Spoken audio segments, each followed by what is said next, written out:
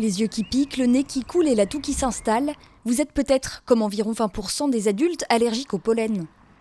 Pour détecter la présence de ces allergènes, l'association Air Pur 85 a installé un capteur à 11 mètres de haut sur le toit du laboratoire départemental de l'environnement et de l'alimentation.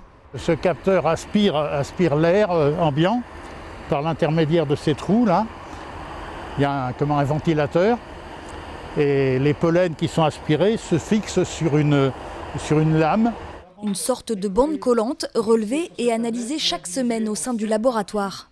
Donc chaque petit grain rose correspond à un grain de pollen qui est venu se fixer sur la bande collante. Donc là, on est sur un niveau assez élevé ou pas ? Ah oui, oui, oui. La présence de pollen est incontestable, mais à l'œil nu, impossible de savoir de quelle espèce il s'agit. Bon, là, j'ai un pin chêne.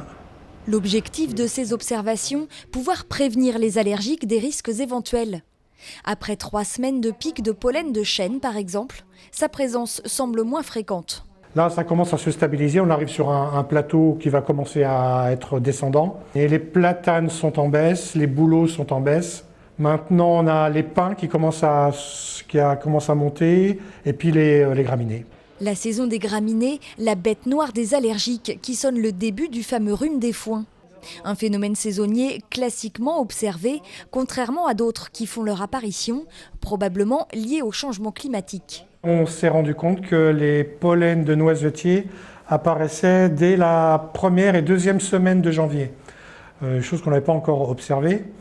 Et le deuxième changement donc, que moi j'ai pu observer, c'est l'apparition des pollens d'ambroisie, qu'on n'observait pas jusqu'à présent et qui apparaissent depuis, je dirais, 2 saisons à peu près, en fin d'été.